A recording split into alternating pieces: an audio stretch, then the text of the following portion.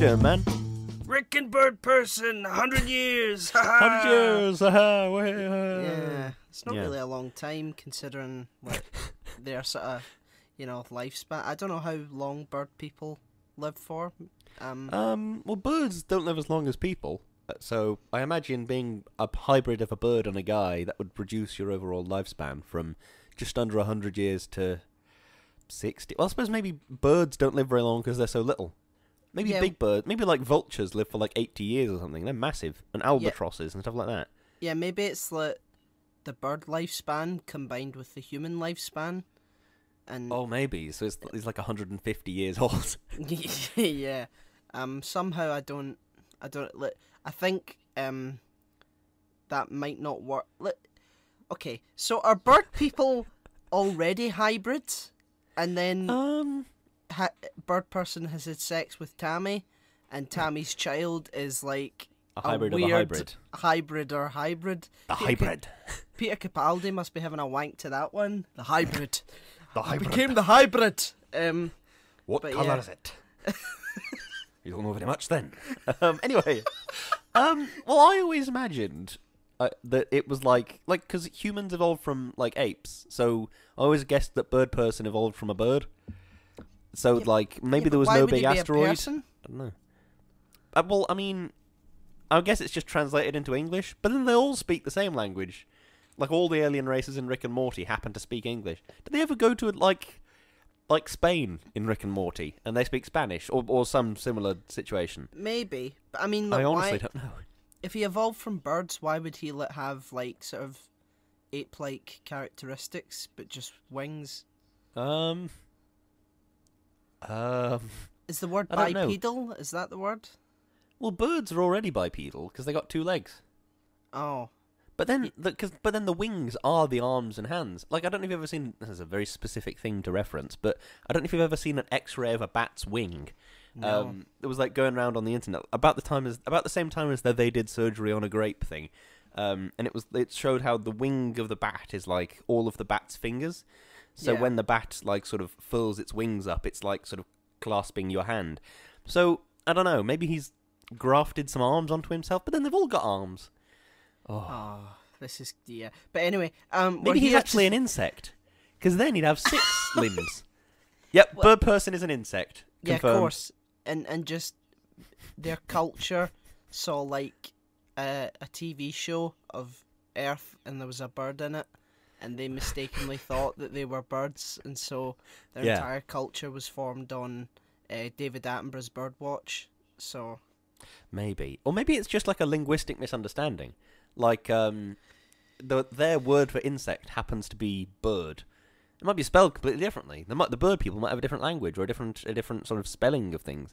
Who knows? Maybe so. But we're back after our after our holiday. It's a bit of an anticlimax. Should have had we're back, amazing. But instead we talked about the evolution of etymology birds. of birds. Yeah.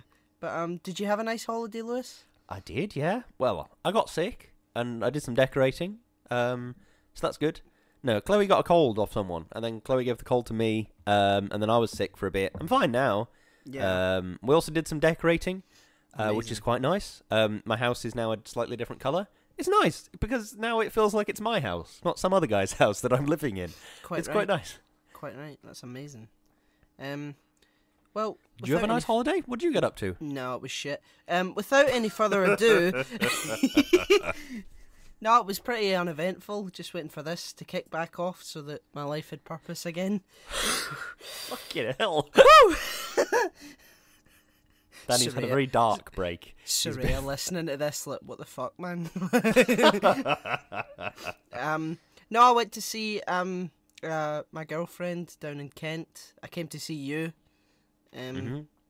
So that was nice. Yeah. And yeah. But anyway, we are here to talk about the penultimate episode of season 5 of Rick and Morty. Oh, isn't that exciting? I'm excited. I'm thrilled. And the reason it's episode 8 instead of episode 9 is because the season finale is going to be an hour long. Oh, is it? Blimey. Yeah, that's something. I wonder if we'll get some evil Morty stuff or something. I mean, it's already been out. I just haven't been paying attention. Do we get anything good in it? Do you know? It isn't out. It comes out on the 5th of September. So, well, fuck me if I know. Then I thought we were a week behind on the schedule, so I thought this would have caught us up. Yeah, we are, but they left it for a bit because of it's a big sort of double bill, so they left like a week so that they could So we might actually be caught up for once. Isn't that amazing? Look at us, hot on the pulse for once in our careers. Yeah, the only time. We're not doing this again.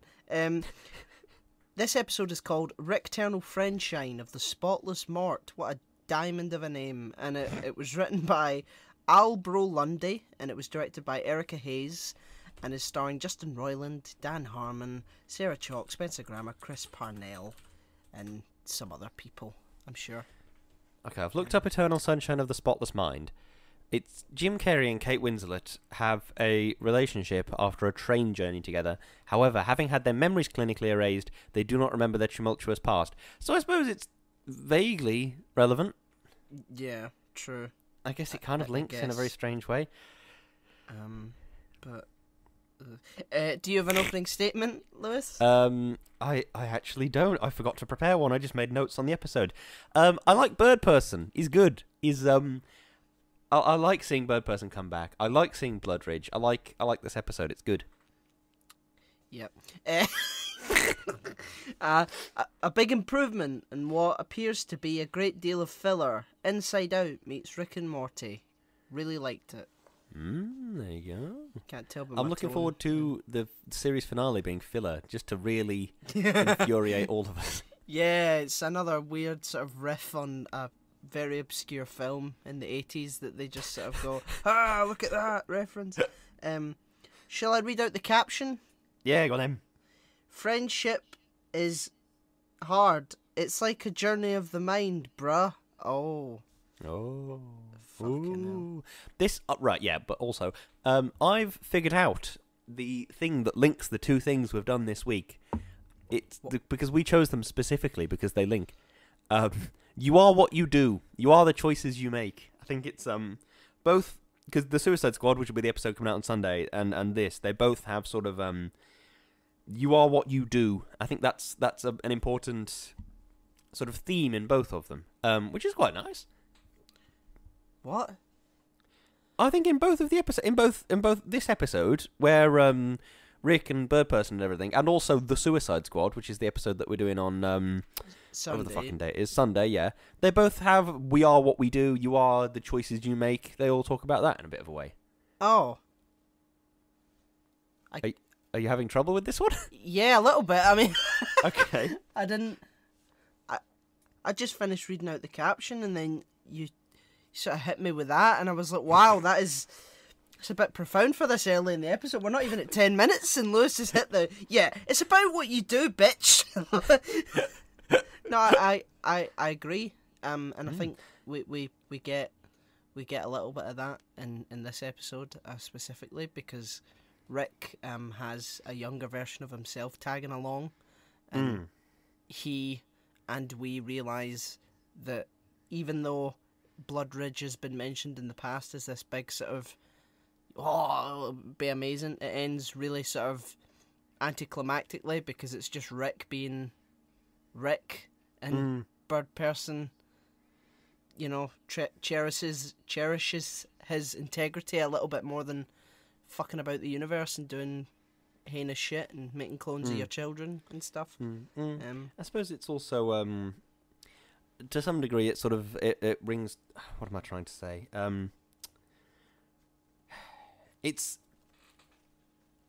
I've completely fucking forgotten what I was saying.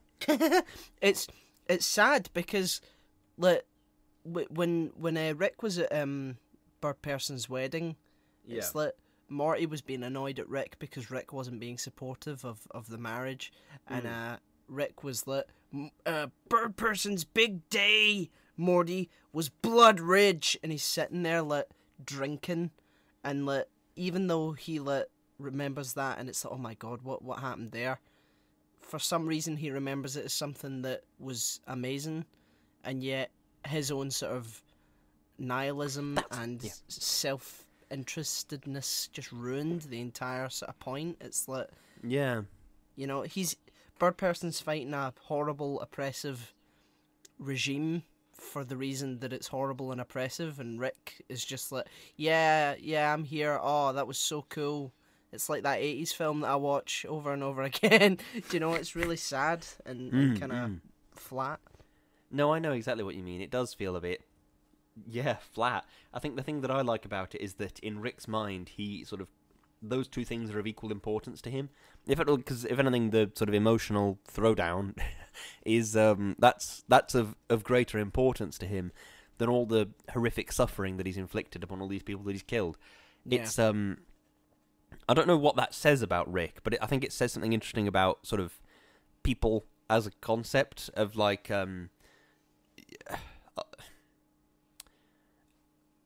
it's like, right, this is a very out of left field example, but you're gonna have to stick with me. It's like in Suits, the court drama. Have you watched it? I've watched a little bit of it before. Well, don't watch any more of it. It's okay, but it deteriorates very quickly. Essentially, the gimmick is that one of these main characters is like a genius, and so he knows everything there is to know about law, but he's not technically a lawyer, and they have to hide it from people, etc., etc. But there's a line he has where he's talking to the head lawyer of the firm that he's in, and he says... Harvey Specter? No, not him. The other guy. Jessica Pierce? Yeah, that's who he's talking to. And he says, I never thought that everybody else was... I never thought of myself as smart. I thought of myself as normal, and everything else as just kind of stupid. And that's what I think this episode says about Rick. He doesn't think of himself as... He doesn't think of the battle as anything particularly dramatic. That's just another day in his life. The only thing he thinks of as dramatic is the 2-second conversation he had with Birdperson afterwards. Yeah. Because when he has the physical power to do whatever he likes, he doesn't care about all the rest of it. Because all the rest of it doesn't matter. He knows he's going to win that fight.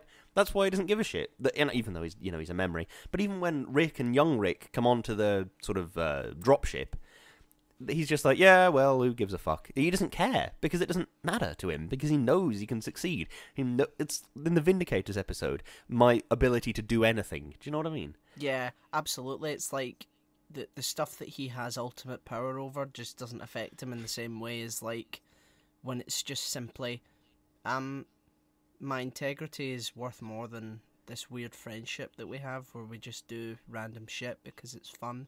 Like even though he's like, oh, what an arsehole, it's like older Rick is like, yeah, you're very edgy, you actually love him and that's why I'm here, and if you didn't love him I wouldn't be here, you know. I do like that Rick is sort of he has a very interesting take on his own internal feelings. He's just like, right, these are my emotions and this is how I'm dealing with them. I know that I don't like them, and I know that I don't like that I'm having to do this, but this is just what I have to do. It's I'm coming out with all these sort of like American pop culture references. It's like Brooklyn Nine-Nine, when there's a bit where I think it's Jake is talking to Holt and Kevin, and he says, and in an even weirder way, I wish you were both my dads. And he goes, yeah, that is weird. And he goes, yeah, I've got stuff. And that's like a sort of a joke, is that he's aware that he has sort of issues with his father that he needs to work through with a therapist, and that's okay. He has something that he needs to work through, and he will get there one day. And that's sort of what Rick is like, I have stuff, there's stuff here that I have to deal with, and I'm just going to do it. I'm not going to enjoy it, but I'm just going to do it. It's like when you're doing the laundry, and you're like, God, this is fucking tedious. But you have to do it, otherwise you won't have any pants. Do you know what I mean? Well, I mean, I don't know how much Rick will deal with it, because his way of dealing with it seems to be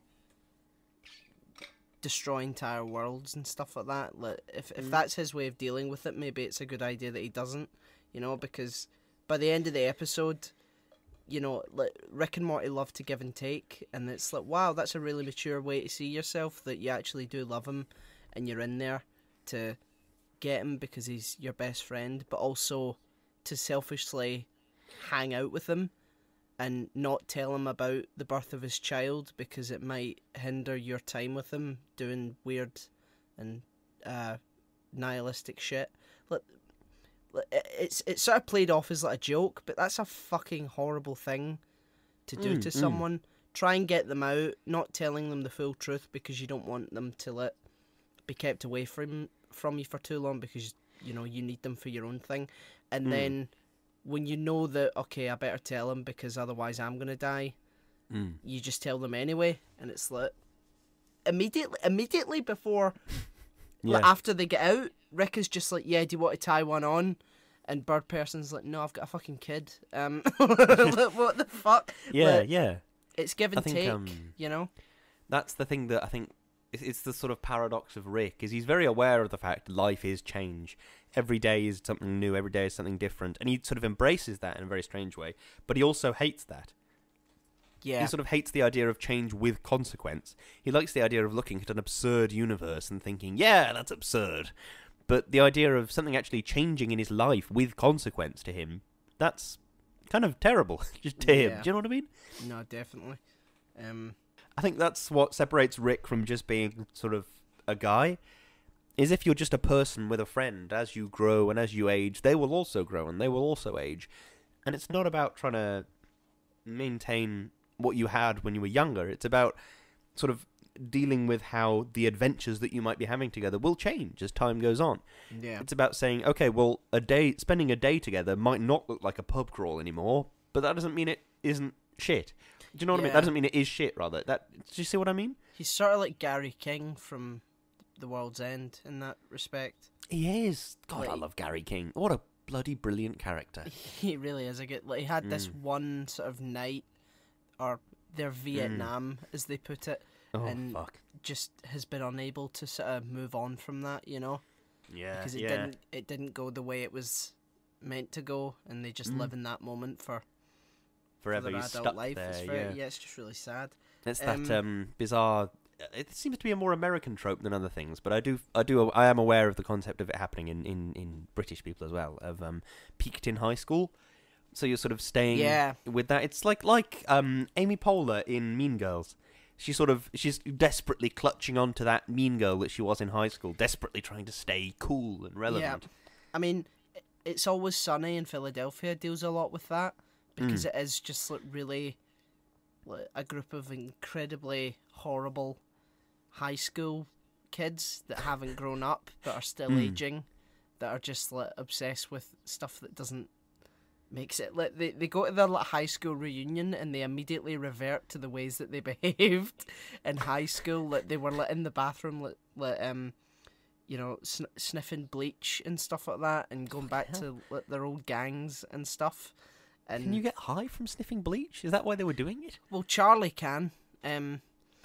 Charlie's a very strange individual, and they try and fight the people that bullied them in high school, and they seem to be like more sort of put together and nicer people, and they're just like, yeah, let's fight, bro, and they try and it's just so weird. It's like people who are like unable to grow up and like accept change, you know, because of their own internal problems. I'm a big fan of... I'm moving on quite drastically here. I'm a big fan of the old school portal gun that young Rick was using. I've written down here ISRU, which is in situ resource utilization or something like that. But it's like, it's very sort of I've discovered this secret and I must keep it from everyone. I can't design a specialist device. Yeah, it has to be steampunk. Sort of yeah, fuck, I love steampunk. It's ridiculous. It's brilliant. So do I. There's all sorts of different bizarre punks that I'm aware of now. There's steampunk, obviously, which is like Victorian technology, but done right this time. So without all the, you know, slavery and massive inequality.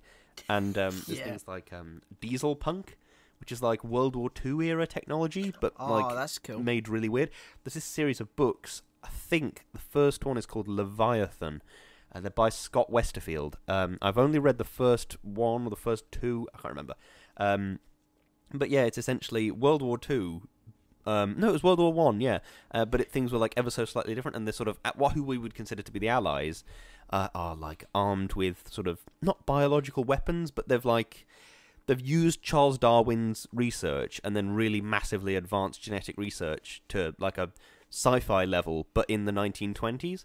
Yeah. So they're sort of they have like zeppelins that are just sort of big squids, but the top of the squid is like a big helium sac rather than a big squid brain, and it's like all things like that. So then they'll make an offhand reference to the Alpine division of such and such army are armed with mammothine creatures, and the idea is that like they have mammoths that carry all their stuff across the Alps and stuff like that. That's so cool. I mean, and then are the mammoths Axis extinct? Yeah, but I think it's like a whole Jurassic Park thing, or they went into the Oh. DNA of an elephant or whatever. But yeah, I see. and went into the DNA of an elephant and fucked about until they could get a mammoth. Yeah, they went to the DNA of an elephant and looked about, and there's a mammoth. Just Yeah, that's stole it. the one. We'll have It's like that. Assassin's Creed. It's like they put it in the Animus machine and went back in time. Yeah, and the Axis are like very much sort of guns and steel and all the rest of it. Yeah. I Go have on. to interrupt you there. It was the Central Powers in the world in World War One. Oh well, I don't Wasn't- fucking know what I'm talking about. Axis was World War Two. Oh well, then the Central Powers are they have like very much guns and steel and all the rest of it, and they have like these great big warships, and they have these things that I think they call them storm walkers, and it's like essentially a tank, but it's like a mech suit, but sort of 4 or 5 people will sit within it, and there's like a gunner and a driver and an engineer, and that's the idea, is it's like crewed by people that like will tend to the machine and make it work differently and better, and That's pretty cool. it's a very cool sort of speculative universe. If you're into that kind of thing, go and read the books. They're really good. I've got a few of them. They're really good. My copy of Leviathan is gorgeous. It's I think I got it off Amazon or something, but it's really pretty. So yeah, try and find a pretty copy because they do exist. Yeah, I've just got some questions to sort of wrap us up. Okay. So was it a new Pickle Rick? No. No. There you go. I think the thing that made Pickle Rick was that it was character development through adversity. It's that thing I was talking about when I went off on some fucking tangent on the Game of Thrones episode. The idea of character development through watching a character persevere. Yeah. That's what Pickle Rick was, because you were watching Rick be put into a nightmare situation and seeing him, what he does in that situation, and that informs you about his character. Yeah. But this was just, a story that was told about Rick. This is old school character building, essentially. Definitely. The end of the episode with like Tammy sort of saying, "I'm sorry I killed you" and all that, that rings kind of just a little bit hollow for me, because it's not Tammy. It's a memory of Tammy that Birdperson has preserved. It's like in the final Star Wars film, where Kylo Ren has like a memory of Han Solo just before he kills him, and the memory is like, "Yeah, you're a good man," and all that. And you just sat there thinking, well, it's not a Force ghost. It's literally just you telling yourself that you're a good man. It's really it's your own consciousness, yeah. Yeah, you can't. I suppose it's You can't have character development with your own fucking memory of bad shit that happened. I suppose. I mean, I barely remember that scene from Star Wars, but it does sound massively unearned. The only way I would try and defend either of those scenes is that it's sort of Okay, I can't defend the Star Wars one because that doesn't make any fucking sense. But I can defend the Rick and Morty one, so we're going to go with that. Yeah, go on. I think it's maybe about something about like you return to comfortable behaviours even though you might know that they're not healthy. I think that's perhaps what it might be getting at, is even though Birdperson knows that Tammy was actually an undercover sleeper agent or whatever, he still sort of values that time he had with her, and he still values her happiness. Maybe it's trying to say something about that? Yeah, maybe it's like him forgiving her more than her saying sorry, and it's him moving on. I guess, and trying to remember the good things. Okay, fine. You proved me wrong. You're right. I'm wrong. A funny thing I noticed, I think the actor who played Squanchy had a bad stand-up phase. Who he also plays SpongeBob in SpongeBob SquarePants. Oh, does he? Okay. Who also played King Jellybean from that episode with the fairy tale. That is true. Yeah. Yeah, the Predator. Yep, the Predator Jellybean. Yeah. Yep. I think that is it. Oh, my final note. This is a big one. What have they got in store for us in the season finale? Who fucking knows? Quite frankly, I don't care or know. Because, I mean, obviously I care a bit, but I don't care as much as I probably should. Because it's, I know that they've got 70 more episodes, so whatever they show us next is just a stepping stone. It's not going to be the final thing ever.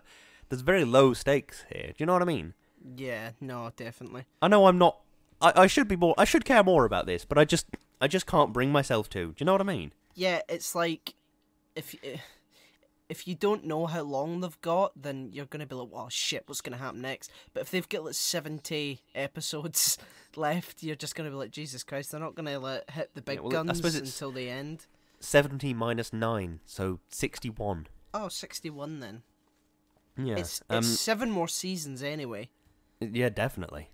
You know, so This is something that was glossed over a bit in the episode, thrown away as a bit of a joke. Rick has a closet exclusively for squanching. Yeah. So nobody else uses that closet for nothing else. That's precisely what the closet is for. He's very considerate of what his friends want. Okay. Except when they're having kids or getting married. Oh man, but I think I'm out of notes, bud. How about you? I am also out of notes. Yeah. Yes. Well, that was Rick and Morty, the penultimate episode before the season finale. Yeah. Do you have a closing statement? I'm sorry, you got very tender there. I'm very tender. Rick and Morty there. What's that? Is it it's Dan Castellaneta, Homer Simpson in Parks and Rec. And now we have the dulcet tones of a Scandinavian rock band. He's like playing a radio host. Yeah. Sorry, that's what it thrust that image into my mind. Anyway, right. Closing statement. This is a very good episode. I'm interested to see what happens next. I reckon it's probably a 70-30 chance that we will not get any evil Morty. I reckon it's a 90-10 chance that we'll get a post-credit scene of evil Morty fucking about doing something. Yeah. There's my speculation. Mr. Poopy Butthole will probably be in it. Ooh-wee! Ooh-wee! Oh. Hope you didn't just fuck around. I hope you enjoyed that episode. Hope you didn't just fuck around and waste your life. Oh God, that's fantastic. Anyway, have you got a closing statement, Cocker? It's sad because I'm sure that some Rick and Morty fans did. Like, the ones that broke into McDonald's and shouted "Pickle Rick" to get screaming the about Szechuan sauce. Yeah, I bet they fucking did, arseholes. Cheers for making a good one, folks. Way. That's it. Okay, so, have we got the credits? Anything a bit cheekily like that? Yeah, we do. I am... We all have Linktrees. This is the shilling part. Yes, we've moved. Is there anything else before we... No. No, just... Okay. We all have Linktrees. Lewis's Linktree is linktr.ee/Lewis_Brindley. My Linktree is /O'Hiram, and the podcast Linktree is /Shouting Into the Void. There you will find our socials, our YouTube, our Instagram. Go have a look, see what you like, see what you don't like, and give us a like and a follow. How about that? We also have a PayPal donate button, so anything you can spare, anything at all, would be greatly appreciated. We also have Patreon, and we want to thank, as we do every week, fucking hell, what a word salad that was. To thank our wonderful patrons. Chloe. Thank you. Darius, who is in the chat. Thank you. He's in the chat right now. Thank you in the chat as well. Yeah, hello. Peter. Thank you. Aditya. Thank you. Richard. Thank you. Natalie. Thank you. And Dougie. Thank you, one and all. Your support means the world, and it allows us to talk at great length about nonsense parts of Parks and Rec, and the etymology of various different species and words. Absolutely. Thank you so much. So aren't you very thankful that you are supporting those very valuable things that we do? Yeah, don't put them off, Lewis. We also have merch on Teespring and Redbubble. We sell tote bags, jumpers, stickers, badges. Don't know if we do badges. I think I just made that up. Jumpers and t-shirts and stuff. Go on the website and see if we do badges. Yeah, I should probably have a sort of list of stuff that we do, because I don't even know if we sell half the shit that I say. So go have a look, get yourself something nice. Christmas is nearly here in about 5 months. August. Yeah, so look forward to that. And yeah, last but certainly not least, we are partnered with an amazing company called Number 12 Crochet Avenue, and Lewis is going to say some wonderful things about them, all of which are true. Indeed I am. Number 12 Crochet Avenue is a wonderful company run by my wonderful wife, in which they crochet, and they're very, very good at it. They do all sorts of good, aesthetically pleasing stuff, and it's all over their Instagram. So if you want to go and give them a check out, see what's going on over there, you can go to @Number 12 Crochet Avenue on Instagram. Go and give it a cheeky look. Please do. I think that's us. That is us, yeah. Yeah. So Woo! should we do the shouting thing?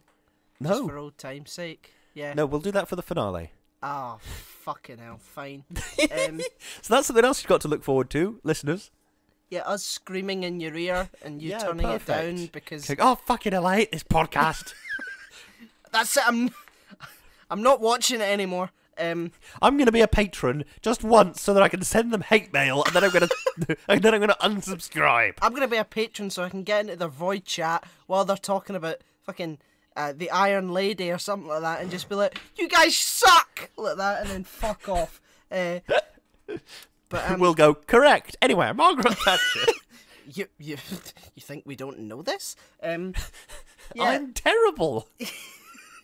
We make that pretty clear when you listen. I mean, don't know what you're so surprised about. But yeah, so thanks so much for listening / watching, folks, and we will see you, hear you, smell you, lie about you having kids so that we can go out for a drink next time. Yeah, no. Next time. Thanks for listening. Goodbye. Goodbye!